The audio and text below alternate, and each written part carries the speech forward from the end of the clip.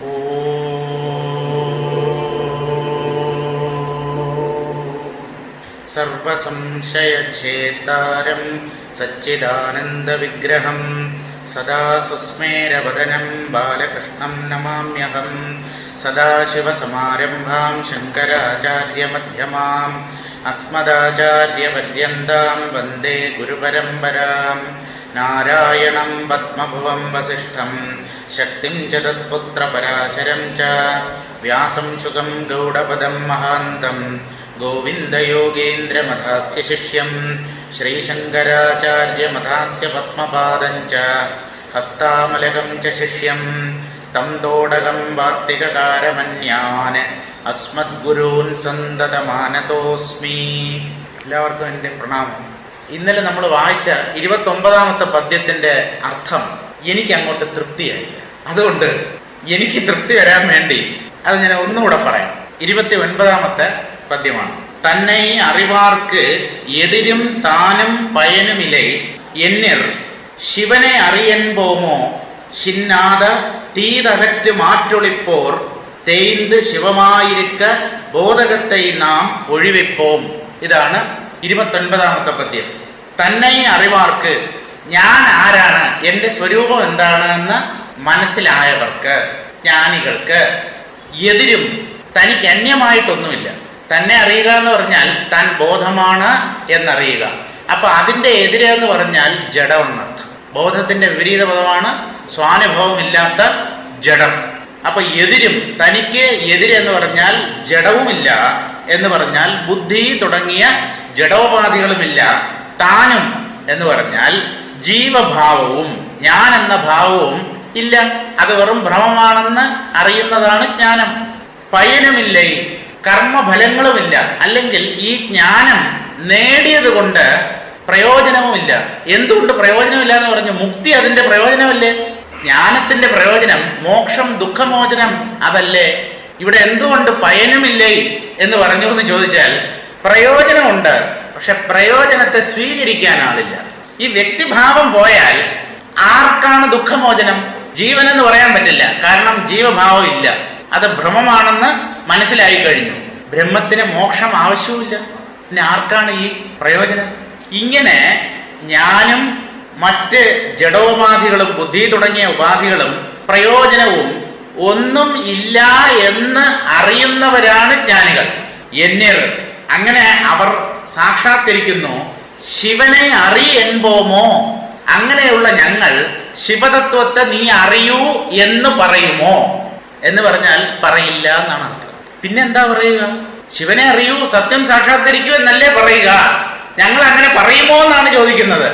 എന്താണ് അതിന്റെ അർത്ഥം? അവിടെ അറിയാൻ ഒരാളില്ല, ആ പ്രയോജനത്തെ സാക്ഷ്യപ്പെടുത്താനും ഒരാളില്ല. ആ ജീവഭാവം തന്നെ ബ്രഹ്മത്തിൽ അലിഞ്ഞില്ലാതാവുകയാണ് ചെയ്യുന്നത്. അങ്ങനെയുള്ള ആ പരിപൂർണ സ്ഥിതിയെ സാക്ഷാത്കരിച്ച ഞങ്ങൾ നീ ബ്രഹ്മത്തെ അറിയൂ, ശിവത്തെ അറിയൂ എന്ന് പറയുമോ? പറയില്ല. പിന്നെ ഞങ്ങൾ എന്തു പറയും? നിന്റെ ഉള്ളിലെ ഞാൻ തേഞ്ഞു മാഞ്ഞു പോട്ടെ എന്ന് മാത്രം പറയും. അത്രയേ പറയൂ ഞങ്ങൾ. നിന്റെ ഉള്ളിലെ അഹംഭാവം അത് തേഞ്ഞ് തേഞ്ഞ് തേഞ്ഞ് ഇല്ലാതായി തീരട്ടെ. എന്തവശേഷിക്കുമോ അത് ശിവതത്വമാണ്. അവിടെ ആ ശിവതത്വത്തെ അറിയാൻ പ്രത്യേകിച്ച് ആളില്ല എന്ന്. അതുകൊണ്ട് അതിന്റെ പ്രയോജനം ആർക്ക് എന്നുള്ള ചോദ്യത്തിനും അർത്ഥമില്ല. ഇപ്പൊ എനിക്ക് സന്തോഷമുണ്ട്. ഇനി നമുക്ക് 31ാമത്തെ പദ്യത്തിലേക്ക് കടക്കാം.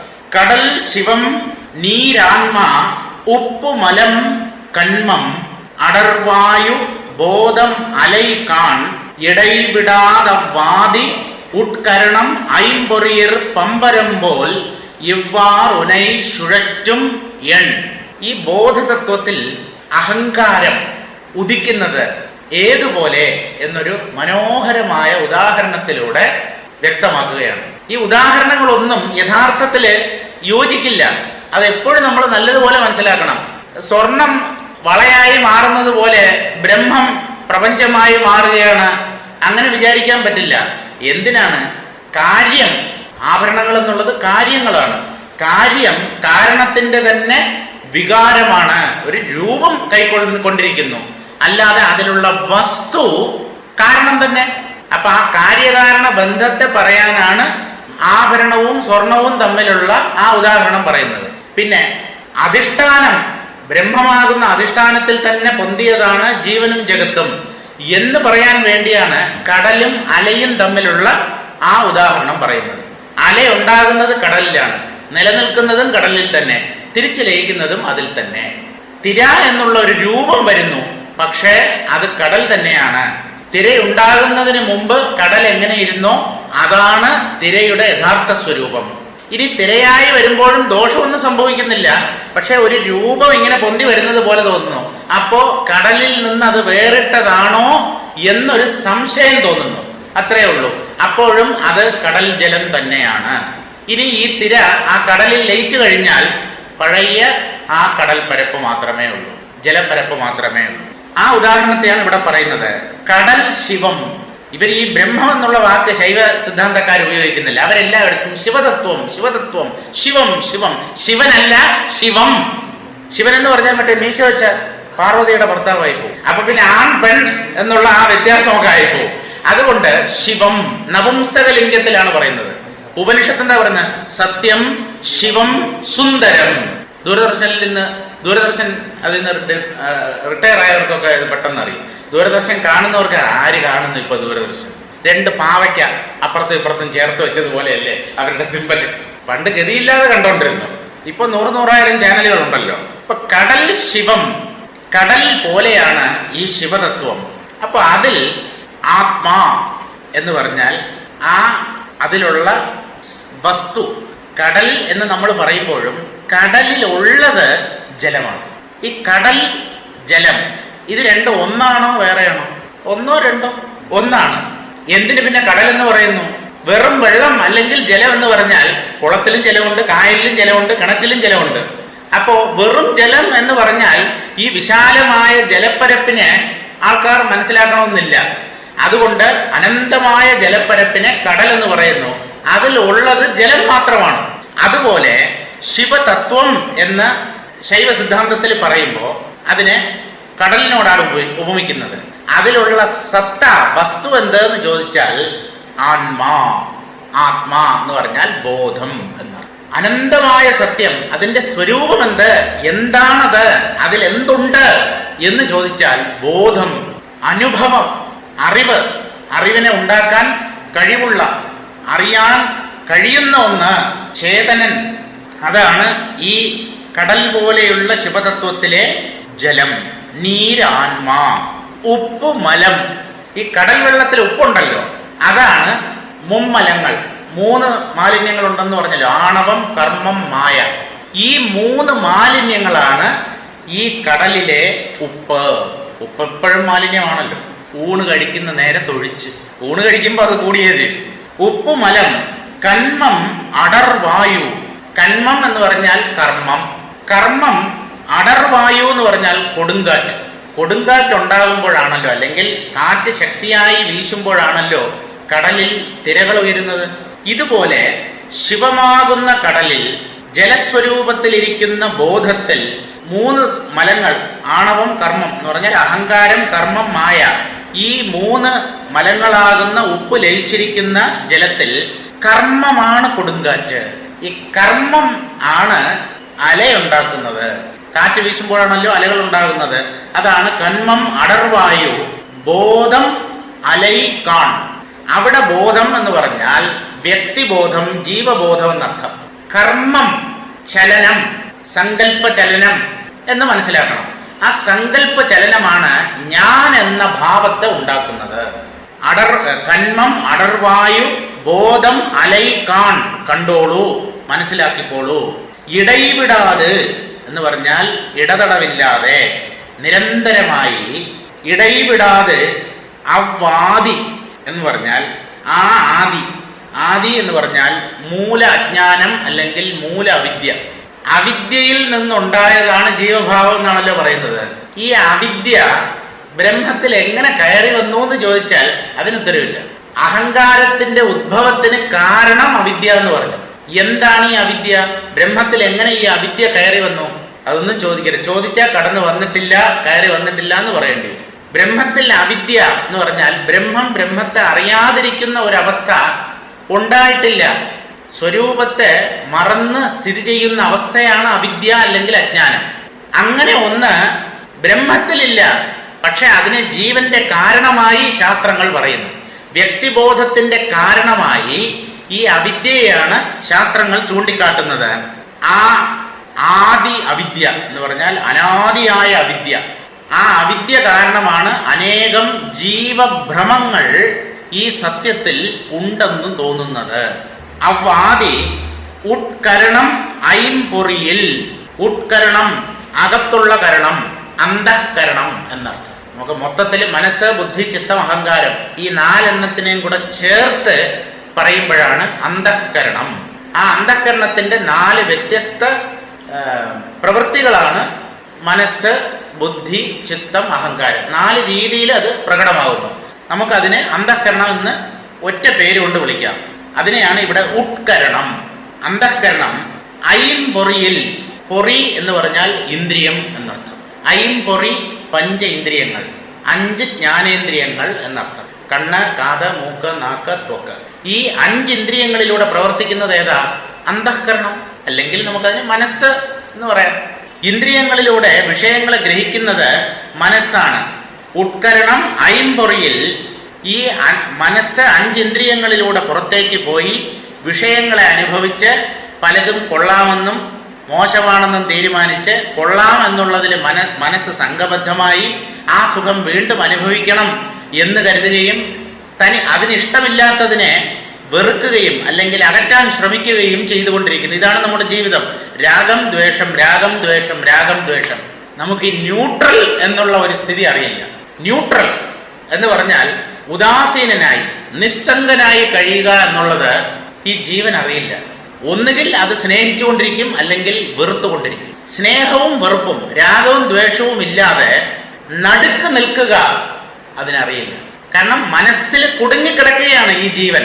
ഈ മനസ്സ് ഒന്നിൽ രാഗമായി പ്രകടമാകും, അല്ലെങ്കിൽ ദ്വേഷമായി പ്രകടമാകും. ഇത് രണ്ടിനെയും വിട്ടിട്ട് അത് നിൽക്കാൻ തുടങ്ങിയാൽ അത് ആത്മാവായി എന്നാണ്. അത് ആത്മാവായി മാറിക്കഴിഞ്ഞു. പക്ഷെ അത് ആ മനസ്സിന് സാധ്യവുമില്ല. ഇങ്ങനെ 5 ഇന്ദ്രിയങ്ങളിൽ ഈ മനസ്സ് ഇന്ദ്രിയങ്ങളിലൂടെ പ്രവർത്തിച്ച് വിഷയങ്ങളിൽ ആസക്തമാവുകയും അങ്ങനെ അത് സ്വയം അസ്വസ്ഥത സൃഷ്ടിക്കുകയും ചെയ്യുന്നു. ഈ മനസ്സ് എങ്ങനെയാ അസ്വസ്ഥമാകുന്നത്? 5 ഇന്ദ്രിയങ്ങളിലൂടെ പലതിനെയും അനുഭവിച്ചിട്ട് ചിലത് കൊള്ളാമെന്നും ചിലത് കൊള്ളില്ല എന്നും തീരുമാനിക്കും. കൊള്ളാമെന്നുള്ളതിൽ വീണ്ടും അനുഭവിക്കണം എന്നുള്ള ആഗ്രഹം, കൊള്ളില്ല എന്നുള്ളതിനെ എപ്പോഴും അകറ്റാൻ ഉള്ളുകൊണ്ട് ശ്രമിച്ചുകൊണ്ടേയിരിക്കും. അപ്പൊ ഇങ്ങനെ ഈ 2 ദ്വൈത അനുഭവങ്ങൾക്കിടയ്ക്ക്, പരസ്പര വിരുദ്ധങ്ങളായ 2 ഭാവങ്ങൾക്കിടയ്ക്കാണ് മനസ്സിന്റെ ഊഞ്ഞാലാട്ടം. രാഗം ഒരു എക്സ്ട്രീമാണെങ്കിൽ ദ്വേഷം മറ്റേ എക്സ്ട്രീമാണ്. ഇതിന്റെ രണ്ടിന്റെയും ഇടയ്ക്ക് ഇങ്ങനെ ഊഞ്ഞാല് പോലെ ആടിക്കൊണ്ടിരിക്കും. ക്ലോക്കിന്റെ പെൻഡുലം പോലെ ഇങ്ങനെ ആടിക്കൊണ്ടിരിക്കും. ന്യൂട്രൽ എന്ന് പറയുന്നത് എന്താ? ആ ചലനം നിലച്ച് ആ പെൻഡുലം നേരെ നിൽക്കുമല്ലോ. കീ തീർന്ന പെൻഡുലം, ക്ലോക്ക് കീ തീർന്ന പെൻഡുലം. അതെന്താ? നേരെ വെർട്ടിക്കലായിട്ട് നിൽക്കും. അത് അങ്ങോട്ടുമില്ല ഇങ്ങോട്ടുമില്ല, നോർമൽ പൊസിഷനാണ്. അതുപോലെ നിന്നാൽ ബ്രഹ്മമായി എന്നാണ്. ഇനി ഈ പെൻഡുലം അങ്ങോട്ടും ഇങ്ങോട്ടും ആടുമ്പോഴും പെൻഡുലം തന്നെയാണ്. അപ്പൊ ബോധം ഭ്രമം കൊണ്ട് ചലിക്കുന്നതായി തോന്നുമ്പോഴാണ് നമ്മൾ അതിനെ മനസ്സെന്ന് പറയുന്നത്. അപ്പോഴും അത് ബ്രഹ്മം തന്നെ. പക്ഷെ അത് ബ്രഹ്മമാണെന്ന് അപ്പൊ അറിയാൻ പറ്റില്ല. ചലിച്ചുകൊണ്ടിരിക്കുമ്പോൾ അതിന്റെ ചലനം നിർത്തി അത് സാധാരണ ആ നിശ്ചലാവസ്ഥയിൽ വരുമ്പോഴാണ് അതെന്താണ് എന്ന് നമുക്ക് മനസ്സിലാക്കാൻ കഴിയുക. എന്തായാലും അങ്ങനെ ഒരവസ്ഥ വരുന്നതിന് മുമ്പ് ഈ മനസ്സ് അങ്ങോട്ടും ഇങ്ങോട്ടും ചലിച്ചുകൊണ്ട് തന്നെ ഇരിക്കും. ഐംപൊറിയിൽ പമ്പരം പോൽ ഇவ்வாறு ഉനൈ ചുഴറ്റും. ഈ 5 ഇന്ദ്രിയങ്ങളെയും മനസ്സിനെയും കൂട്ടുപിടിച്ചുകൊണ്ടാണ് ഈ ലോകത്ത് നമ്മൾ ജീവിക്കുന്നതെങ്കിൽ ആ ഇന്ദ്രിയ തൃപ്തിയും മനസ്തൃപ്തിയും അതാണ് എൻ്റെ ജീവിത ലക്ഷ്യം എന്ന് കരുതി ജീവിച്ചാൽ ഈ അന്ധകരണവും ഇന്ദ്രിയങ്ങളും കൂടെ നിന്നെ പമ്പരത്തെ പോലെ കറക്കും എന്നാണ് പറയുന്നത്. പണ്ട് ഈ പമ്പരം പിള്ളേർ എറിഞ്ഞു കളിക്കും. അതിൽ ഈ ചരട് കെട്ടിയിട്ടുണ്ടാവും. അതിനെ ഇങ്ങനെ തറയിൽ ഇങ്ങനെ ചുഴറ്റി എറിയുമ്പോൾ അത് തറയിൽ കിടന്ന് ഇങ്ങനെ കറങ്ങും. അത് നൂലിൽ നിന്ന് തെറിച്ചു പോയി കറങ്ങുന്ന പമ്പരമുണ്ട്, നൂല് വെച്ചോണ്ട് തന്നെ കറങ്ങുന്ന പമ്പരമുണ്ട്. അപ്പൊ എന്തൊരു വേഗത്തിലാണ് അത് ഭ്രമണം ചെയ്യുന്നതെന്ന് അറിയാമോ? അത് നല്ല വേഗത്തിൽ കറങ്ങിയാല് അടുത്തുനിന്ന് നോക്കിയാൽ അത് കറങ്ങുന്നുണ്ടോ എന്ന് തന്നെ സംശയം തോന്നും. നിശ്ചലത, കറങ്ങാത്ത പമ്പരം പോലെ ഇരിക്കും. അത്ര വേഗത്തിൽ ഭ്രമണം ചെയ്യുന്നത് കൊണ്ടാണ് അങ്ങനെ തോന്നുന്നത്.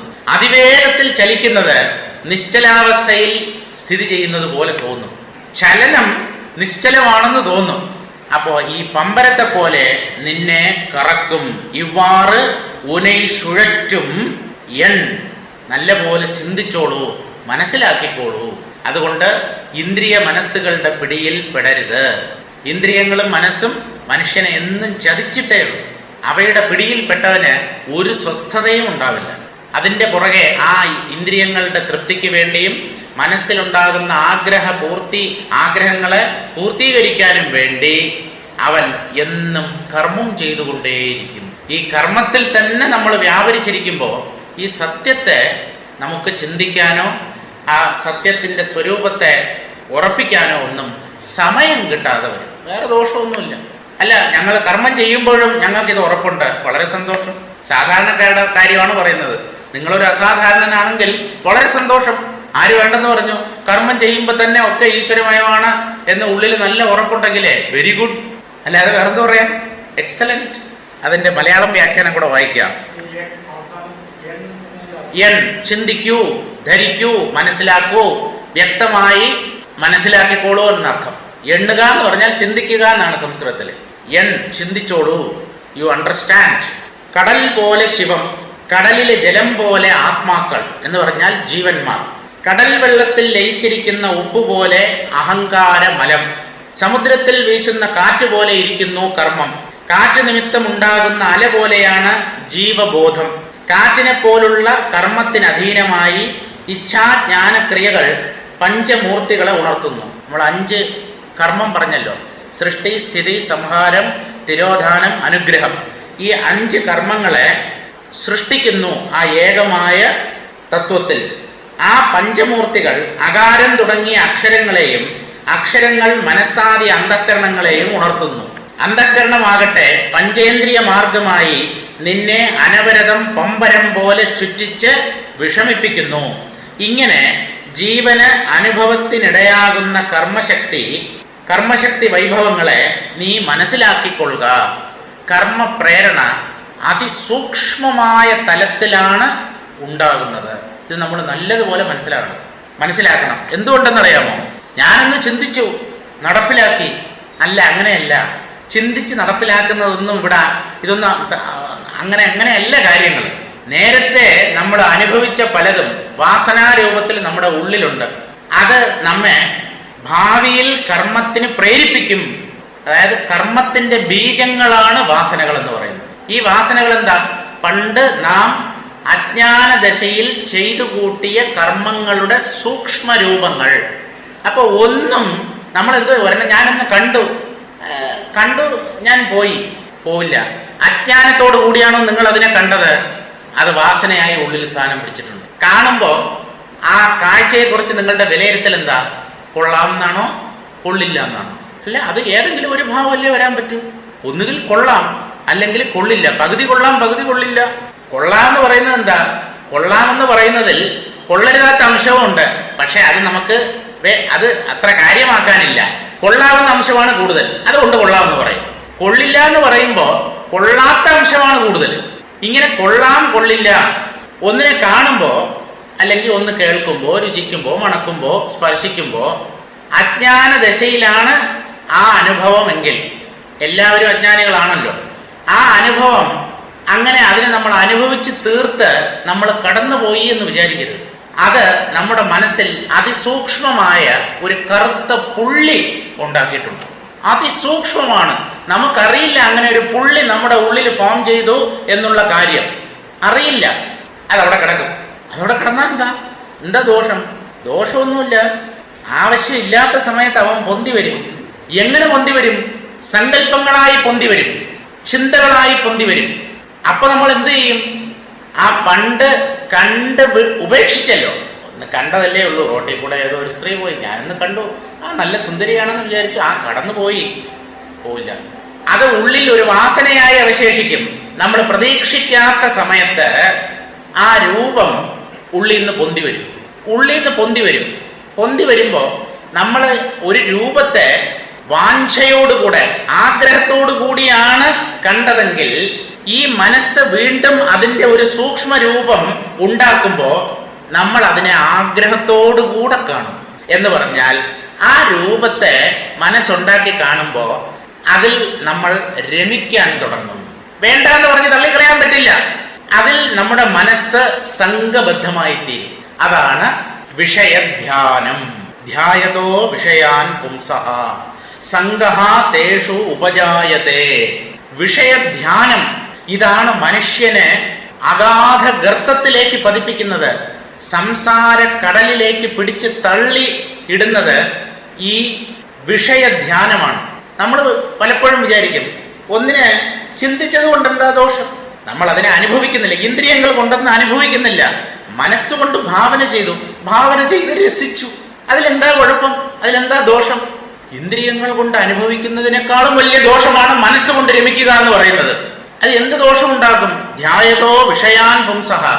സ്നേഹത്തോടുകൂടെ പ്രേമപൂർവം നാം എന്തിനെ മനസ്സിൽ താലോലിക്കുന്നുവോ, കൊച്ചു കുട്ടികളെ താലോലിക്കുന്നത് പോലെ വാത്സല്യത്തോടെ പ്രേമത്തോടെ നാം ഉള്ളിൽ സ്നേഹത്തോടുകൂടെ ഒന്നിനെ ചിന്തിക്കുമ്പോ എന്ന് പറഞ്ഞാൽ ആ ചിന്തിക്കുന്ന പ്രക്രിയയിൽ ആനന്ദം കണ്ടെത്തുമ്പോൾ എന്നർത്ഥം. എന്ത് സംഭവിക്കും? സംഘസ്തേഷു ഉപജായതേ. നമ്മൾ അറിയാതെ ആ വസ്തുവിൽ നമ്മുടെ മനസ്സ് സംഘബദ്ധമായി തീരും. അവിടെ നിന്ന് തുടങ്ങുന്നു ജീവന്റെ നാശം. വിഷയധ്യാനം കൊണ്ട് സംഘം കൊണ്ട് സംഘാത് സഞ്ജായതേ കാമഃ. സംഘം കൊണ്ട് ആ വസ്തുവിനെ വീണ്ടും അനുഭവിക്കണം. ഇപ്പൊ കണ്ണാണ് ഒന്നിനെ കണ്ടിട്ട് ഇത് കൊള്ളാം എന്ന് തീരുമാനിച്ചു, ആ ദൃശ്യത്തിൽ നിന്ന് നമ്മൾ അകന്നുപോയി.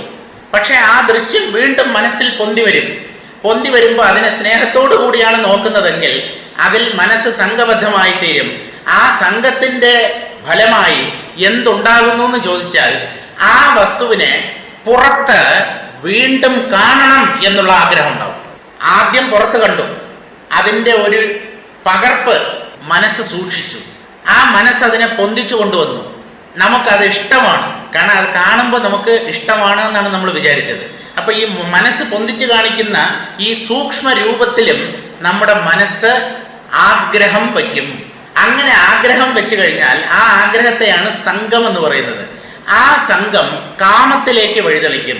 കാമം എന്ന് പറഞ്ഞാൽ ആ വസ്തുവിനെ വീണ്ടും പുറത്ത് കാണണം എന്നൊരാഗ്രഹം ഉണ്ടാവും. മനസ്സിൽ കണ്ടത് പോരാ, മനസ്സിൽ താലോലിച്ചത് പോരാ, ആദ്യം നമ്മൾ പുറത്ത് കണ്ടല്ലോ, അതുപോലെ വീണ്ടും അതിനെ പുറത്ത് കാണണം എന്നൊരാഗ്രഹം ഉണ്ടാവും. അതിനെയാണ് കാമം എന്ന് പറയുന്നത്. സഞ്ജായതേ കാമഃ. ആ കാമം നിറവേറിയാൽ മനസ്സിന് എന്തെന്നില്ലാത്ത സന്തോഷം. എപ്പോഴും നിറവേറണമെന്നില്ല.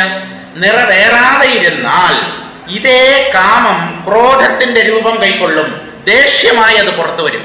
കാമാത് ക്രോധോ അഭിജായതേ. നല്ലവണ്ണം ജനിക്കുന്നു. കാമത്തിൽ നിന്ന് കോപം ജനിക്കുന്നു.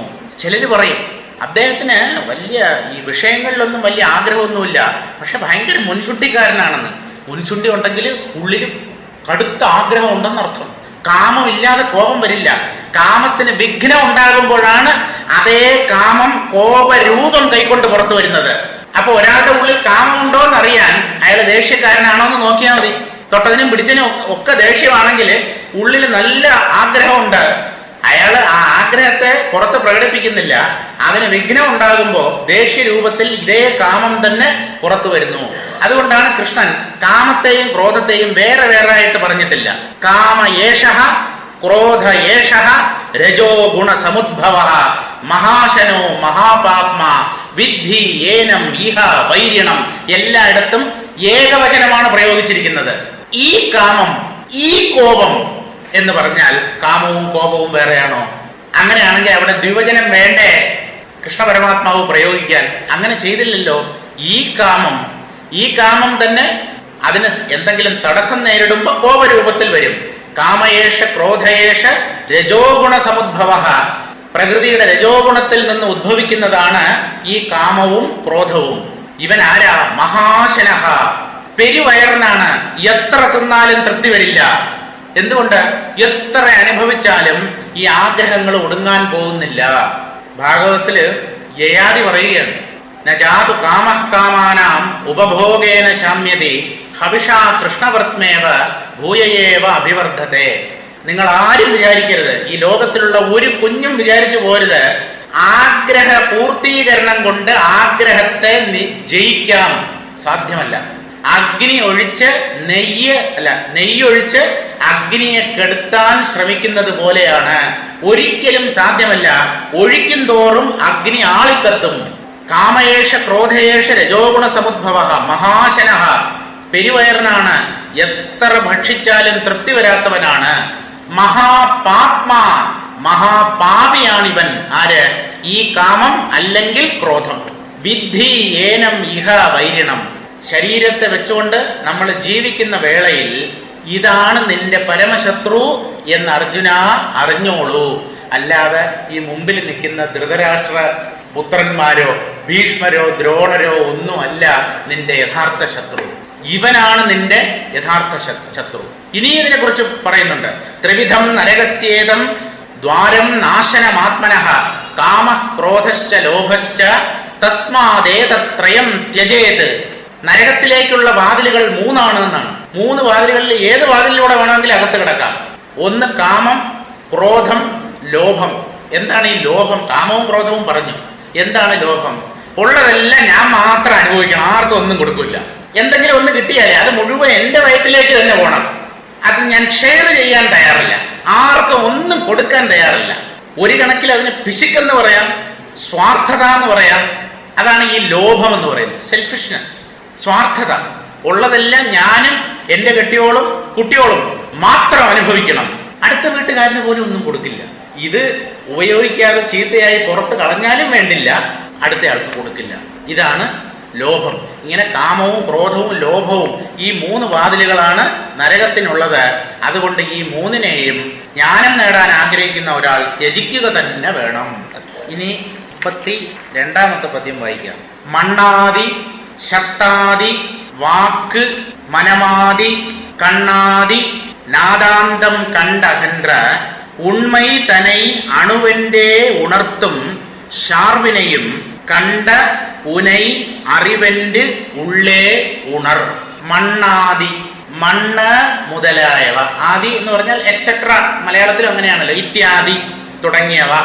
മണ്ണാദി, മണ്ണ് മുതലായവ. മണ്ണ് എന്ന് പറഞ്ഞാൽ ഭൂമി മുതലായവ എന്ന് പറഞ്ഞാൽ പൃഥ്വി, അപ്പ്, തേജസ്, വായു, ആകാശം എന്ന പേരിൽ അറിയപ്പെടുന്ന 5 ഭൂതങ്ങൾ, പഞ്ചഭൂതങ്ങളെയാണ് മണ്ണാദി എന്നതുകൊണ്ട് ഉദ്ദേശിക്കുന്നത്.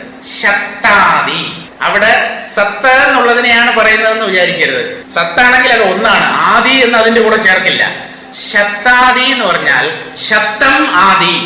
ശബ്ദം എന്ന് പറഞ്ഞാൽ ശബ്ദം. ശബ്ദം കൊടാതിരി എന്ന് പറഞ്ഞാൽ മിണ്ടാതിരിക്കൂ, ശബ്ദം ഉണ്ടാക്കരുത്. ശബ്ദം തന്നെയാണ് ശബ്ദം. ശബ്ദാദി എന്ന് പറഞ്ഞാൽ ശബ്ദം തുടങ്ങിയവ. ശബ്ദസ്പർശ രൂപ രസഗന്ധങ്ങൾ, 5 തന്മാത്രകൾ. പഞ്ചഭൂതങ്ങളെ ആദ്യം പറഞ്ഞു, പിന്നെ പഞ്ചതന്മാത്രകളെ പറഞ്ഞു. ഈ പഞ്ചതന്മാത്രകൾ എന്താണ്? 5 ഇന്ദ്രിയങ്ങളുടെ വിഷയങ്ങൾ. യഥാർത്ഥത്തിൽ വിഷയങ്ങളെ ഇന്ദ്രിയങ്ങളല്ല അനുഭവിക്കുന്നത്, ഈ തന്മാത്രകളിൽ നിന്ന് എന്ന് പറഞ്ഞാൽ ശബ്ദസ്പർശ രൂപ രസഗന്ധങ്ങൾ കണ്ണ്, കാത് തുടങ്ങിയ 5 ഇന്ദ്രിയങ്ങൾ അനുഭവിക്കുന്നു എന്നാണ് നമ്മൾ സാധാരണ പറയുന്നത്. പക്ഷെ ശാസ്ത്രം പറയുന്നത് എന്തെന്ന് ചോദിച്ചാൽ ശബ്ദസ്പർശ രൂപ രസഗന്ധാദികളിൽ നിന്നാണ് 5 ഇന്ദ്രിയങ്ങൾ ഉണ്ടായിട്ടുള്ളത് എന്നാണ്. ശബ്ദത്തിൽ നിന്നുണ്ടായതാണ് ചെവി, അതുകൊണ്ടാണ് ചെവിക്ക് ശബ്ദം കേൾക്കാൻ പറ്റുന്നത് എന്ന്. ഇങ്ങനെ ആരെങ്കിലും ചിന്തിച്ചിട്ടുണ്ടോ? എന്തുകൊണ്ട് ചെവിക്ക് ശബ്ദത്തെ കേൾക്കാനുള്ള കഴിവ് കിട്ടി എന്ന് ചോദിച്ചാൽ ശബ്ദ തന്മാത്രയിൽ നിന്ന് രൂപപ്പെട്ടതാണ് ശ്രോത്രേന്ദ്രിയം. ഇതുപോലെ സ്പർശം, ത്വക്കിന്റെ വിഷയമാണ് സ്പർശം. സ്പർശത്തിൽ നിന്നുണ്ടായതാണ് ത്വകിന്ദ്രിയം. ഇങ്ങനെ ഓരോന്നും എടുത്തു നോക്കുക. അപ്പൊ ഇവിടെ ശബ്ദാദി എന്ന് പറഞ്ഞാൽ ശബ്ദാദി, ശബ്ദസ്പർശ രൂപരസ ഗന്ധങ്ങൾ. ഇപ്പൊ എന്തായി? പഞ്ചഭൂതമായി, പഞ്ചതന്മാത്രകളായി. വാക്ക്, വാക്ക് എന്ന് പറഞ്ഞാൽ വേർഡ്, നമ്മൾ ഉച്ചരിക്കുന്ന വാക്ക് എന്നുള്ള അർത്ഥമല്ല. വാഗാദി പഞ്ച, വാക്ക് തുടങ്ങിയ 5 ഇന്ദ്രിയങ്ങൾ. എന്താണ്? വാക്, പാണി, പാദ, പായു, ഉപസ്ഥ. 5 കർമ്മേന്ദ്രിയങ്ങളെയാണ് അവിടെ വാക്ക് എന്നുള്ള പദം കൊണ്ട് സൂചിപ്പിക്കുന്നത്. 5 ഭൂതങ്ങളെ ആദ്യം പറഞ്ഞു, 5 ജ്ഞാനേന്ദ്രിയങ്ങളെ പറഞ്ഞു, 5 തന്മാത്രകളെ പറഞ്ഞു, പിന്നെ 5 കർമ്മേന്ദ്രിയങ്ങളെയാണ് ഇവിടെ പറയുന്നത്. വാക്ക് എന്ന് പറഞ്ഞാൽ നാവിന് 2 ധർമ്മങ്ങളുണ്ട്. രുചി അറിയിച്ചു തരുന്നു എന്നുള്ളത് കൊണ്ട് അത് ജ്ഞാനേന്ദ്രിയവുമാണ്. സംസാരിക്കാൻ സഹായിക്കുന്നു, ആ കർമ്മം ചെയ്യാൻ നമ്മെ പ്രാപ്തരാക്കുന്നു എന്നുള്ളത് കൊണ്ട് അത് കർമ്മേന്ദ്രിയവുമാണ്. അതുകൊണ്ട് 2 ധർമ്മങ്ങളും ഈ നാവിനുണ്ട്, വേറെ ഒരു ഇന്ദ്രിയത്തിനും അതില്ല. അതുകൊണ്ട് നാക്കടങ്ങിയാൽ എല്ലാം അടങ്ങുന്നു. നാക്കിനെ അടക്കിയാൽ എല്ലാ ഇന്ദ്രിയങ്ങളും നിയന്ത്രണ വിധേയമാകും എന്നാണ് പറയുന്നത്. കാരണം 2 in 1 ആണ്. ജ്ഞാനേന്ദ്രിയവുമാണ് കർമ്മേന്ദ്രിയവുമാണ്. പലതും ഭക്ഷിക്കണം, രുചികരമായ പദാർത്ഥങ്ങൾ ഭുജിക്കണം എന്നുള്ള ആഗ്രഹത്തോടുകൂടെ ഓടി നടക്കുകയാണ് ഈ നാവ്. ഈ പലർക്കും ആഹാരം കിട്ടിയില്ലെങ്കിലും കുഴപ്പമില്ല, എന്തെങ്കിലുമൊക്കെ സംസാരിക്കണം. അവരുടെ അടുത്ത് നിങ്ങൾ മൗനവ്രതം എന്ന് പറഞ്ഞു നോക്കൂ, മരിച്ചു പോകും, ചത്തു. അടുത്ത ദിവസം രാവിലെ നോക്കിയ ആൾ ഡെഡ് ബോഡി ആയിരിക്കും. എന്താ സംസാരിക്കാതിരിക്കാൻ പറ്റും? എന്താ ഉള്ളിൽ നിന്നുള്ള ഉന്തലാണ്. നമുക്ക് എന്തെങ്കിലും ഒരു പീസ് ഓഫ് ഇൻഫർമേഷൻ കിട്ടിയാൽ എത്രയും പെട്ടെന്ന് അത് ആരുടെത്തെങ്കിലും ഒന്ന് പറയണം. നിങ്ങൾ പറയാതിരിക്കാൻ ശ്രമിച്ചു നോക്കൂ, അപ്പ കാണാം അതിന്റെ ശക്തി. എനിക്ക് കിട്ടിയ ഒരു വിവരം, ഒരു ന്യൂസ് ഞാൻ ആരോടും പറയില്ല എന്ന് തീരുമാനിച്ചു നോക്കൂ. ആരുടെടുത്തും പറയില്ല, അത് എന്റെ ഉള്ളിൽ തന്നെ ഞാൻ ഒതുക്കി നിർത്തും എന്ന് തീരുമാനിക്കുമ്പോൾ അറിയാം ഈ വാക്കിന്റെ ശക്തി. അപ്പൊ വാക്ക് എന്ന് പറഞ്ഞാൽ വാക്ക്, പാണി, പാദം, പായു, ഉപസ്ഥം, 5 കർമ്മങ്ങൾ നിർവഹിക്കാനുള്ള 5 ഇന്ദ്രിയങ്ങൾ. അതാണ് പഞ്ചകർമ്മേന്ദ്രിയങ്ങൾ. ഇനി മനം ആദി, മനസ്സ്, ബുദ്ധി, ചിത്തം, അഹങ്കാരം. ഇപ്പൊ 5ന്റെ കൂട്ടം 1, 2, 3 പ്ലസ് 4ന്റെ ഒരു കൂട്ടവുമായി. മനമാദി, കണ്ണാദി, കണ്ണ് തുടങ്ങിയ 5 എന്ന് പറഞ്ഞാൽ 5 ജ്ഞാനേന്ദ്രിയങ്ങൾ. കണ്ണ്, കാത്, മൂക്ക്, നാക്ക്, ത്വക്ക്. ഇപ്പൊ 5ന്റെ 4 കൂട്ടവും 4ന്റെ ഒരു കൂട്ടവും 24. ഈ ശൈവ തത്വത്തില് അവർക്ക് അടിസ്ഥാനപരമായി 36 തത്വങ്ങൾ ഉണ്ടെന്ന്. 36ആണ്. 24 എന്നുള്ളത് സാഖ്യമത പ്രകാരമുള്ള തത്വങ്ങളുടെ എണ്ണമാണ് ഈ 24. അതാണ് ഇവിടെ പറഞ്ഞത്. കണ്ണാദി എന്ന് പറഞ്ഞതോടുകൂടി 24 ആയി.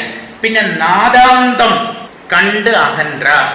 ഈ നാദാന്തം എന്ന് പറഞ്ഞാൽ അതിനെ കുറച്ച് കാര്യം പറയാറുണ്ട്. 36 തത്വങ്ങൾ ഉണ്ടെന്ന് പറഞ്ഞല്ലോ. ഇത് പ്രപഞ്ച സൃഷ്ടിയുടെ മൂല തത്വങ്ങളാണ് ഈ 36. അതിൽ 24 എണ്ണം പറഞ്ഞു. ഇനി നമുക്ക് പറയാനുള്ളത് ഒരു 12 എണ്ണം കൂടെ ഉണ്ട്. ഇതൊന്നും കാണാതെ ഒന്നും പഠിക്കേണ്ടത്. ഇതൊന്നും കാണാതെ പഠിച്ചില്ലെങ്കിലും കുഴപ്പമൊന്നുമില്ല. പിന്നെ ഒരെണ്ണം പറയുമ്പോഴത് സമ്പൂർണ്ണമാവണമല്ലോ എന്ന് വിചാരിച്ച് മാത്രം പറയുന്നതാണ്. 24ന്റെ കാര്യം പറഞ്ഞു, ഒന്നുകൂടെ പറയാം. 5 ഭൂതങ്ങൾ, ശബ്ദസ്പർശ രൂപ രസഗന്ധങ്ങൾ, അത് 5. വാക്ക്, പാണി, പാദം, പായു, ഉപസ്ഥം, കർമ്മേന്ദ്രിയങ്ങൾ 5. ജ്ഞാനേന്ദ്രിയങ്ങൾ 5. ശബ്ദാദി പറഞ്ഞല്ലോ. മനമാദി, മനം, ബുദ്ധി, ചിത്തം, അഹങ്കാരം. ഇങ്ങനെ 24 എണ്ണം പറഞ്ഞു. ഇനി ഒരു 12 തത്വത്തിന്റെ കണക്ക് കൂടെ പറഞ്ഞ 36 തത്വമായി. ആ 12 എണ്ണത്തിൽ 5 എണ്ണം ശുദ്ധ തത്വങ്ങളാണ്, 7 എണ്ണം ശുദ്ധാശുദ്ധ തത്വങ്ങളാണ്. എന്ന് പറഞ്ഞാൽ ശുദ്ധതത്വം എന്ന് പറഞ്ഞാൽ അതിൽ കറ പുരണ്ടിട്ടേ ഇല്ല, ഒരു തരത്തിലുള്ള അശുദ്ധിയുമില്ല.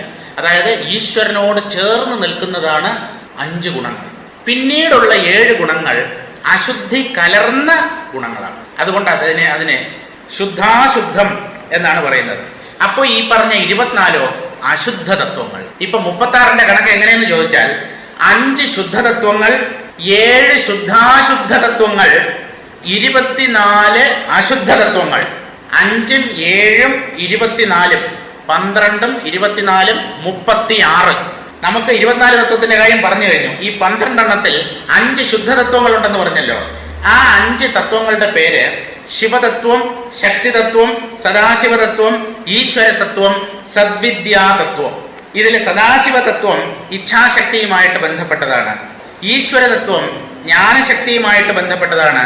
സദ്വിദ്യാതത്വം ക്രിയാശക്തിയുമായിട്ട് ബന്ധപ്പെട്ടതാണ്. അപ്പോൾ 5 ശുദ്ധതത്വങ്ങളുടെ കാര്യം പറഞ്ഞു.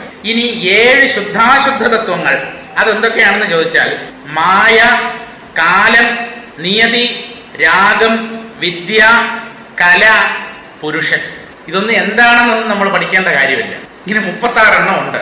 ഈ 36 എണ്ണത്തിനെ പറഞ്ഞിട്ട് എന്തെന്ന് പറയാ ഈ 36 ഒന്നുമില്ല, ഒന്നേ ഉള്ളൂ എന്ന് പറയാം. അപ്പൊ പിന്നെ ഇത് മുഴുവൻ വലിച്ച് തലയിൽ കെട്ടേണ്ട കാര്യമുണ്ട്. ഈ തത്വങ്ങളുടെ എണ്ണം ഈ 96 വരെ തത്വങ്ങൾ പറയുന്നുണ്ട്.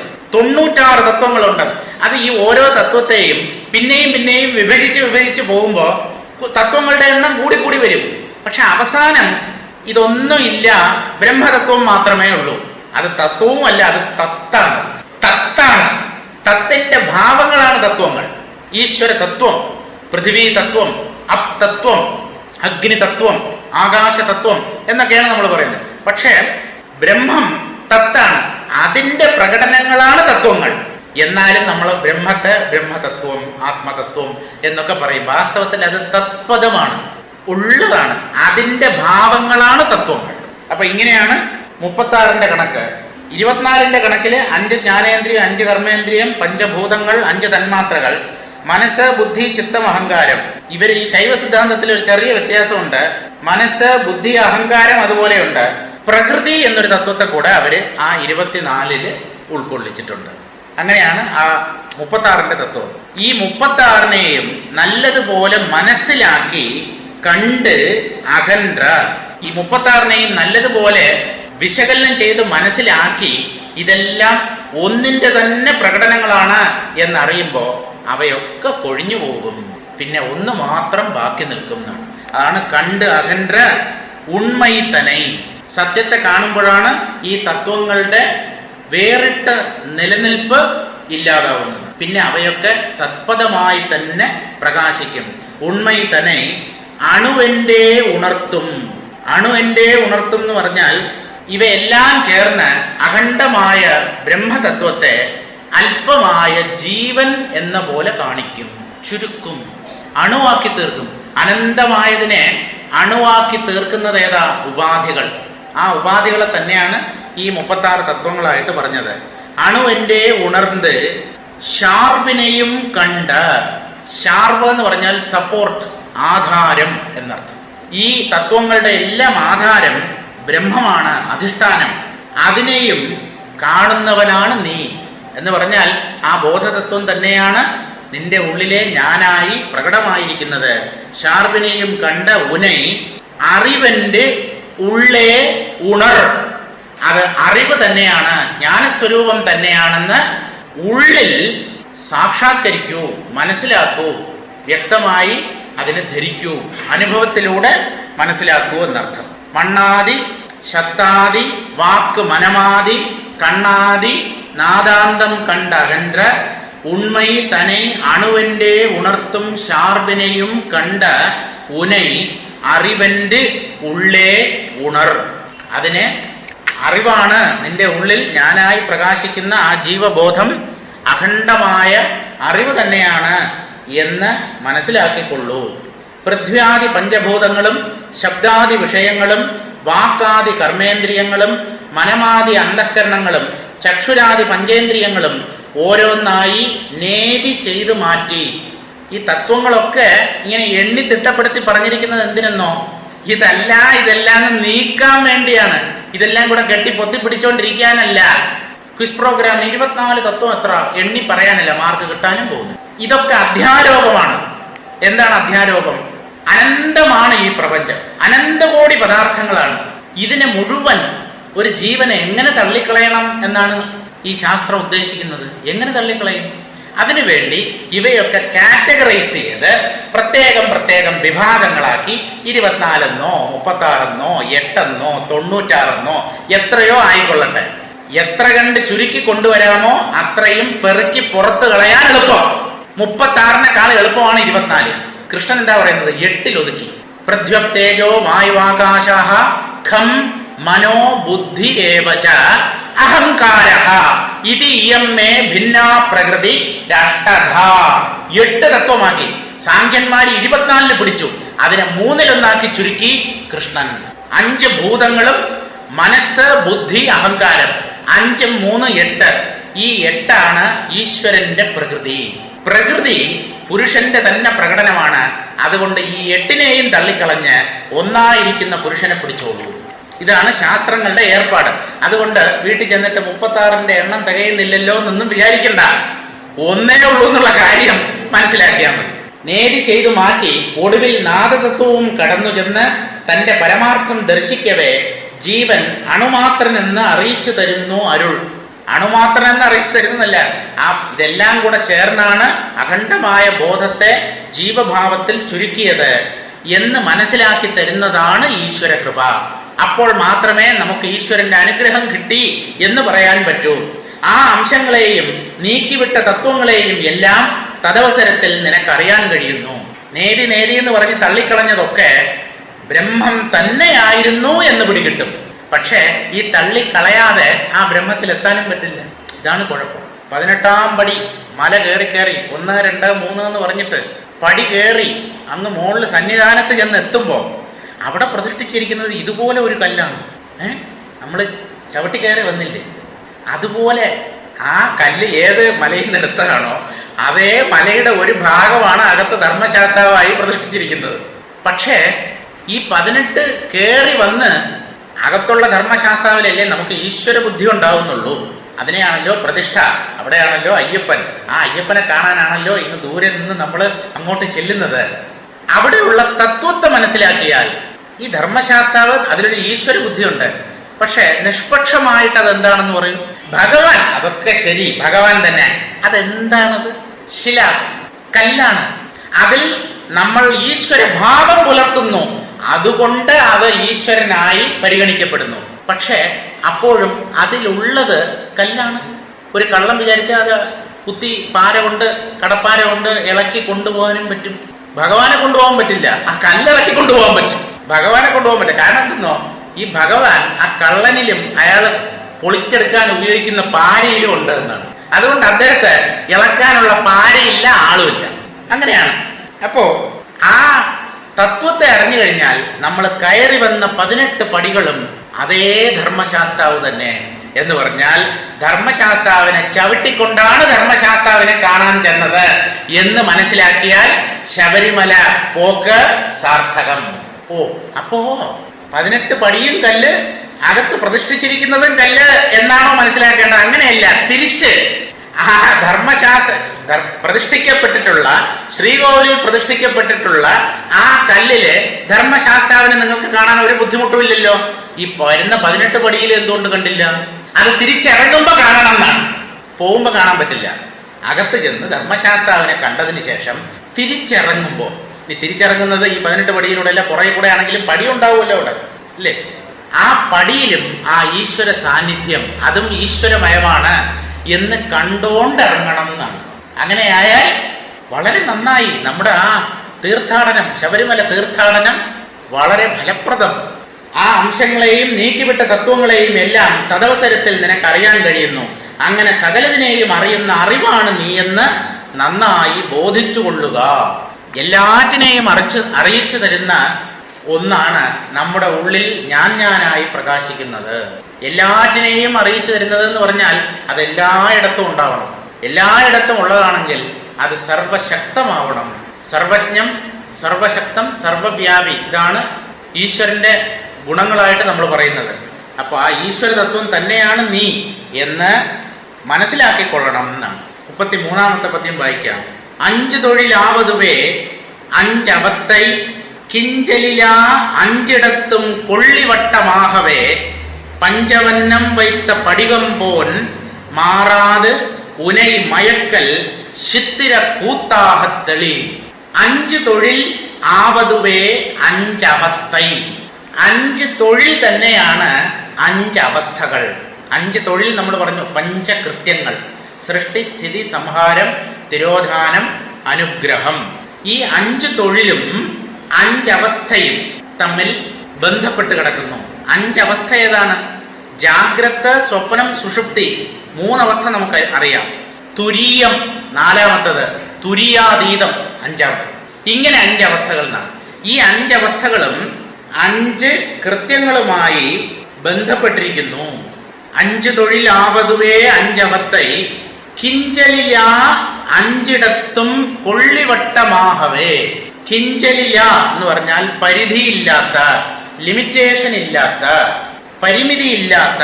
കിഞ്ചലില 5 ഈ 5 അവസ്ഥയിലും എന്ന് പറഞ്ഞാൽ ജാഗ്രത്, സ്വപ്ന, സുഷുപ്തി, തുര്യാതീത അവസ്ഥകളിലും 5 ഈ 5 സ്ഥലങ്ങളിലും 5 അനുഭവങ്ങളിലും മാറാതെ നിൽക്കുന്ന ഒന്നുണ്ട്. അതാണ് സത്യം.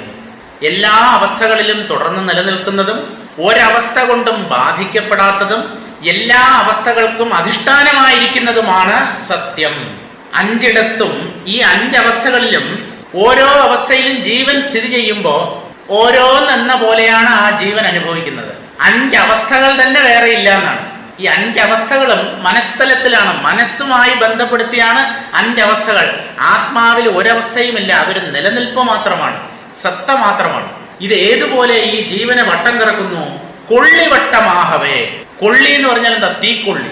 ഗൗഡപാദകാരികയില് ഗൗഡപാദാചാര്യർ പറയുന്നുണ്ട് അലാത ചക്രം. അലാതം എന്ന് പറഞ്ഞാൽ തീപ്പന്തം, തീക്കൊള്ളി. തീക്കൊള്ളി ഇങ്ങനെ വായുവിൽ അതിവേഗത്തിൽ ചുഴറ്റിയാൽ തീക്കൊള്ളി കാണില്ല, അഗ്നി കൊണ്ടുള്ള ഒരു വളയം മാത്രം കാണും. നമ്മൾ കമ്പിത്തിരി ദീപാവലിക്ക് കത്തിച്ചിട്ട് ഇങ്ങനെ കറക്കിയാലും ഒരു വട്ടം, യഥാർത്ഥത്തിൽ അവിടെ അങ്ങനെ ഒരു വട്ടമുണ്ടോ? തീവട്ടം ഇല്ല.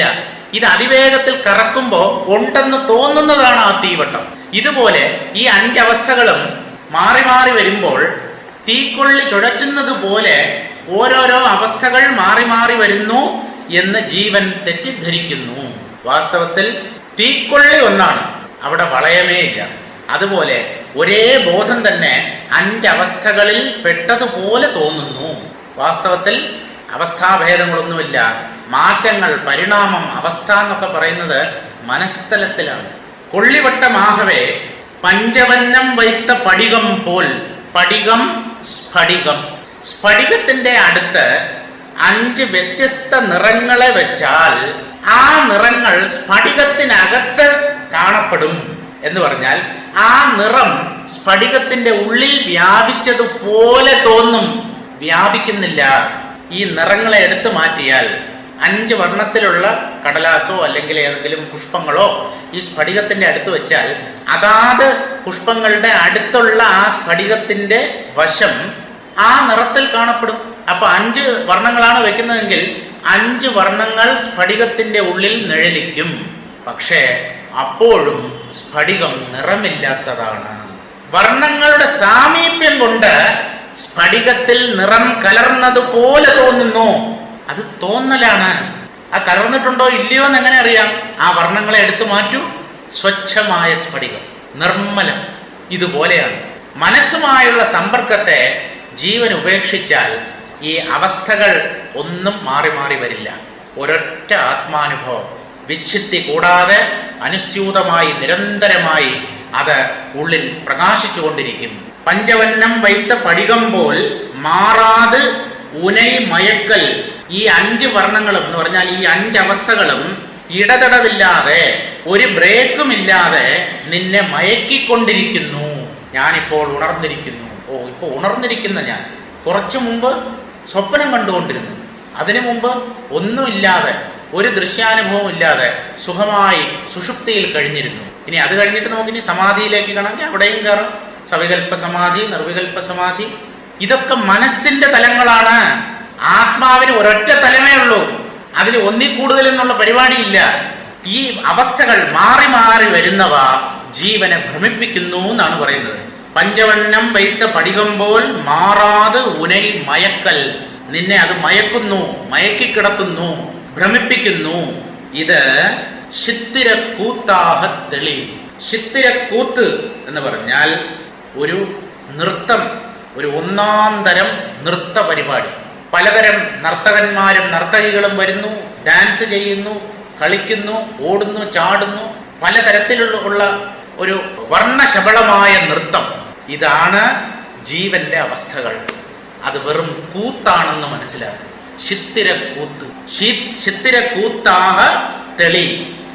ഇതൊരു വെറും നാടകമാണ്, ഒരു ഡ്രാമ, അല്ലെങ്കിൽ ഒന്നാം തരം ഒരു സിനിമാറ്റിക് ഡാൻസ്. ഇപ്പോഴതാണല്ലോ സിനിമാറ്റിക് ഡാൻസ്. അത് സിനിമയുമല്ല, ഡാൻസുമല്ല. എന്താണ് സാധനം എന്നുള്ളത് അവർക്ക് പോലും അറിഞ്ഞൂടാ. ദൈവത്തിന്റെ അടുത്ത് തന്നെ ചോദിക്കണം. അപ്പോ ഇതൊരു ശിത്തിരക്കൂത്താണ്, വിചിത്രമായ ഒരു നൃത്തമാണ് എന്ന് മനസ്സിലാക്കി തെളിയൂ. നിന്റെ ബുദ്ധി തെളിഞ്ഞതാകട്ടെ. ആ ഒരേ ഒരു ആത്മതത്വത്തിൽ മനസ്സ് ഉറച്ചു സ്ഥിതി ചെയ്യട്ടെ. സൃഷ്ടി, സ്ഥിതി, സംഹാരം, തിരോധാനം, അനുഗ്രഹം എന്നിവ ശിവത്തിന്റെ 5 തൊഴിലുകളാകുന്നു. ജാഗരം, സ്വപ്നം, സുഷുപ്തി, തുര്യം, തുര്യാതീതം എന്നിവ ശിവന്റെ പഞ്ചകൃത്യങ്ങളുമാകുന്നു. ഈ ജീവൻ ഈ 5 അവസ്ഥയിലും പെടുന്നുവെങ്കിലും അവസ്ഥകളെ ഉണ്ടാക്കാനുള്ള കഴിവ് ജീവനില്ല. ജീവൻ ഈ അവസ്ഥകളിൽ മാറി മാറി സഞ്ചരിക്കുന്നു. ഈ 5 അവസ്ഥകളെ സൃഷ്ടിക്കുന്നത് ഉള്ളിലുള്ള ശിവന്റെ ധർമ്മമാണ്. 5 അവസ്ഥകളെ ഉണ്ടാക്കുന്നത് ഉള്ളിലുള്ള ഏകമായ ശിവതത്വമാണ്. അതിന്റെ പഞ്ചകൃത്യങ്ങളാണ് ഈ 5ഉം. ശിവൻ തന്റെ പഞ്ചകൃത്യങ്ങളാൽ തീക്കൊള്ളി അതിശീഘ്രം വട്ടത്തിൽ കറക്കി ഒരു ആഗ്നേയവൃത്തം വരുത്തുന്നത് പോലെ ജീവനെ പഞ്ചവർണ്ണമയമായി തോന്നും പോലെ 5 അവസ്ഥകളിൽ ഇരുത്തി കൊടുക്കുകയാണ്. ഇങ്ങനെയൊക്കെ പറഞ്ഞാൽ നമുക്ക് ഈശ്വര ദ്വേഷമല്ലേ ഉണ്ടാവുക? അപ്പൊ അദ്ദേഹമാണ് ഈ കുഴപ്പം മുഴുവൻ ഉണ്ടാക്കുന്നത്. അദ്ദേഹം ഉണ്ടാക്കിയില്ലെങ്കിൽ, 5 അവസ്ഥ ഉണ്ടാക്കിയില്ലെങ്കിൽ ഞാൻ ഇതിൽ കുടുങ്ങുമോ? അങ്ങനെയല്ല. ഈശ്വരൻ ഉണ്ടാക്കുന്നു എന്ന് പറഞ്ഞാൽ ഈശ്വര മായയിൽ ഈ അവസ്ഥകൾ മാറി മാറി വരുന്നു. ഈ ജീവന്മാരെയൊക്കെ ഈ സംസാരത്തില് മുക്കിക്കിടത്തണമെന്ന് ആ ഈശ്വരനുണ്ടോ വല്ല വിചാരവും? അദ്ദേഹത്തിന്റെ മായാശക്തി അദ്ദേഹത്തിൽ ഇങ്ങനെ പ്രവർത്തിക്കുന്നു. അതിൽ അവിദ്യ കൊണ്ട് ജീവന്മാർ മോഹിതരായി കഴിയുന്നു. എന്തുകൊണ്ട് ആ സത്യത്തെ തന്നെ ശരണം പ്രാപിക്കുന്നില്ല? എന്തുകൊണ്ട് വിചാരം ചെയ്ത് ഈ അവസ്ഥകളിൽ മാറ്റമില്ലാതെ നിൽക്കുന്ന ആത്മാവാണ് ഞാൻ എന്നെന്തുകൊണ്ട് മനസ്സിലാക്കുന്നില്ല? അതുകൊണ്ട് ഈശ്വരനെ മാത്രം പഴി പറഞ്ഞിട്ട് കാര്യമില്ല. ശുദ്ധസ്ഫടികം പഞ്ചവർണ്ണ സാമീപ്യത്താൽ പഞ്ചവർണ്ണമായി തോന്നും പോലെ ജീവനെ നിരന്തരം മായാവലയത്തിൽ പെടുത്തി വലയ്ക്കുന്നത് ശിവന്റെ മായാവിനോദമാകുന്നു. ഇതൊക്കെ വാച്യാർത്ഥം എടുക്കേണ്ട നിങ്ങൾ. അപ്പോ ഈ ജീവന്മാരെയൊക്കെ കൊടുക്കുന്നത് ഇത് അദ്ദേഹത്തിന് അതൊരു കളിയാണല്ലേ? കൊള്ളാം. അപ്പൊ അദ്ദേഹത്തിന്റെ ഒരു ക്രൂര വിനോദമല്ലേ ഇത്?